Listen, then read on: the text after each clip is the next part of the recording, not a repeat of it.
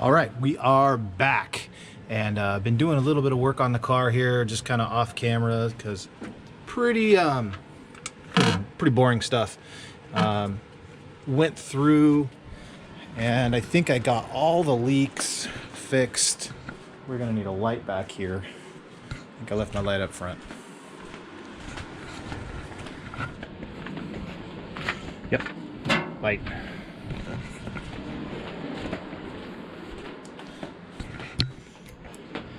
Went through here, and the chair's down there.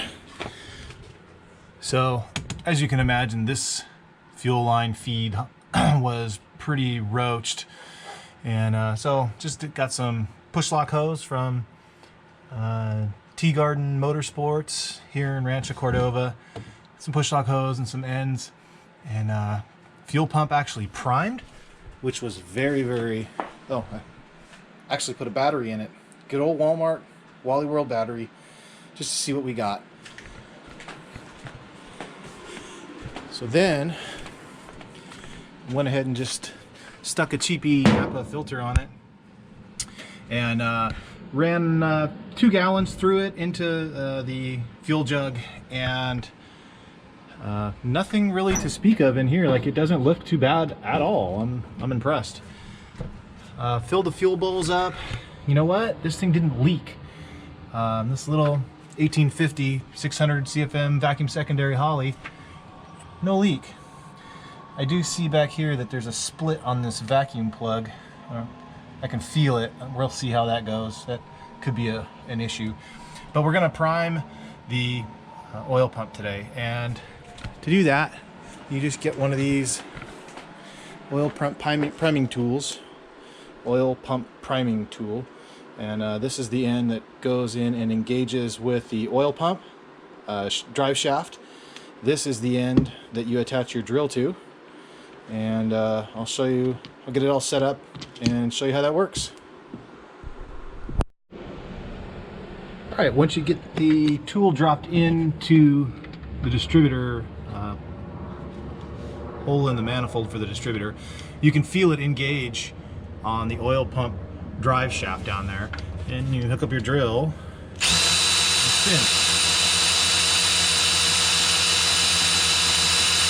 And you can feel the resistance. I'm gonna click it on a higher speed. And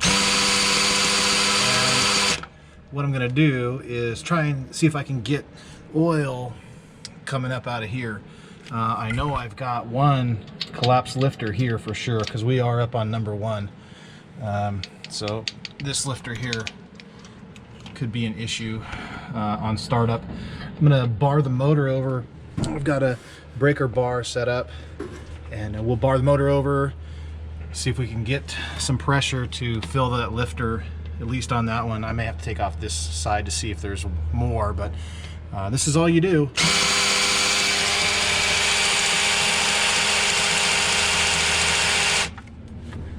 So we'll see how this goes. All right, I don't know if you're gonna be able to see this, but as soon as I hit the drill, that one that was loose right here, let me get the light a little closer. There. Watch the weep hole here in the top. It's still pretty damn loose, but you might be able to see the lifter move and oil come out of that push rod. See it coming out? It's trying. If I push that down, see how that stood back up? Maybe there's some hope. I don't know. I might just have a trashed flattened cam. You never know. But I'll continue on. Stop right there. I should have looked at what I was doing and what was happening instead of concentrating on trying to get that lifter pumped up. If you really look at it, there's some sort of nasty goo coming out of the number 7 intake rocker arm oil hole at the top of the rocker arm, coming up through the push rod. Now I got to deal with that.